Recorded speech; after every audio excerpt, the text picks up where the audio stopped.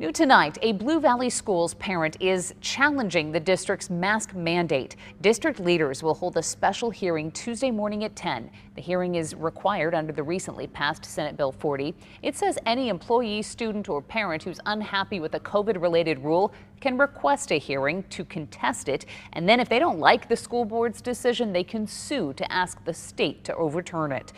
The district has released a statement saying masks continue to be an important part of the district's COVID-19 mitigation efforts to keep all students in school full time. It has been a full year, but Kansas City's popular First Fridays are back. KMBC 9's Jackson Kurtz is live tonight from the West Bottoms with how business owners are reacting to this return amid the pandemic. Jackson. Well, Haley, folks out here are having a good time. It's a little different looking First Friday than in years past. There's less food trucks and there's more outdoor events. But as more people are getting vaccinated and as COVID cases are going down, business owners are excited to have more customers coming back.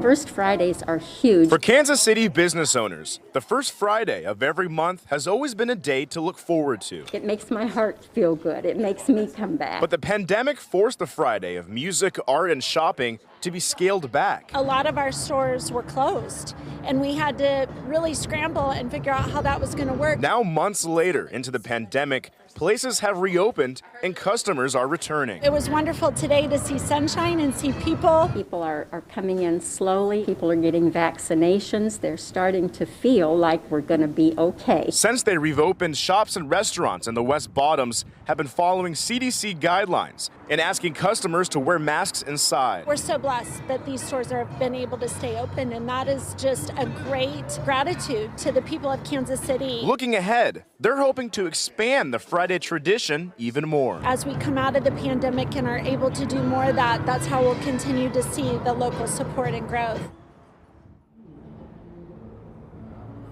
And of course, the West Bottoms isn't the only area in KC that participates in First Fridays. You also have the Crossroads District and the historic 18th and Vine District, just to name a few. But you're going to have to wait another month until you can take part in this First Fridays event next month.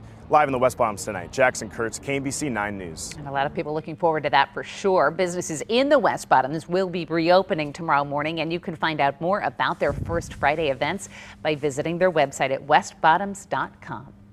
Turning now to First Alert weather, it's going to be warmer but windy for Easter weekend. Chief Meteorologist Brian Busby is here with a look at the forecast. You're going to have to use the water glasses as a paperweight with the napkins and the menus if you're going to do outdoor dining. But Haley, the temperatures are going to cooperate. It is going to be a mild weekend, no, dare I say warm weekend. Since our normal highs are only in the 60s, we're going to be better than that. I mean, see where we are right now, close to 60. Overland Park, 60. Out west, Shawnee, 60, Leavenworth, 60. There's some 50s here and there, but for the most part, we're still only dropping a little bit. Trouble is the humidities are low, and that's a problem. Because of the low humidity and the gusty winds and no rainfall, fire dangers have been an issue, especially farther out west into Kansas. Nothing official that I've seen on the books for Missouri, but just use common sense. I think barbecuing will be all right, but we're going to be part of this warmer air mass that'll be overhead. Look at our high today, right at 70 out to the west. Above that, and that's where we're going to be. You'll see that warming trend in the 9-day forecast coming up. Well, the CDC says it is now safe for fully vaccinated people to travel within the U.S. so long as they wear a mask. People who are 2 weeks past their final shot do not need to get a coronavirus test before or after trips and do not need to self-quarantine after travel. However, people should get tested and have a negative test result before coming back to the U.S. from a foreign country. Heading into Easter weekend, President Biden is pleading with Americans not to let their guard down. Cases are going up again. The virus is spreading more rapidly in many places. Deaths are going up in some states. So I plead with you, don't give back the progress we've all fought so hard to achieve.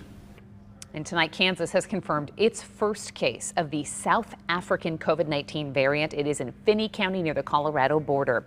Health officials are now looking into how that person became infected and if others have maybe been exposed. They are also still researching its severity and how quickly it spreads. A week from today, Missouri will be joining Kansas in opening its vaccination program to everyone over the age of 16. Jackson County, Missouri now uses a community calendar to tell people about available vaccine appointments. The website's on your screen right now. You no longer need to fill out those online vaccine surveys in Jackson County. If you have filled out the survey and you're still waiting to get vaccinated, the county will contact you when an appointment becomes available. And for those who are not able to leave home to get the vaccine is coming to them. The Central Jackson County Fire Protection District is taking shots to those who are homebound. Crews hope to vaccinate about 100 people with the single-dose Johnson & Johnson vaccine. Any ability to help our most vulnerable populations out in our community is just a great opportunity for us to serve and make sure that they're taken care of. If you're homebound or a caregiver for someone who is, and you need help signing up for a vaccine, contact the Mid-America Regional Council. The helpline is 816-421-4980.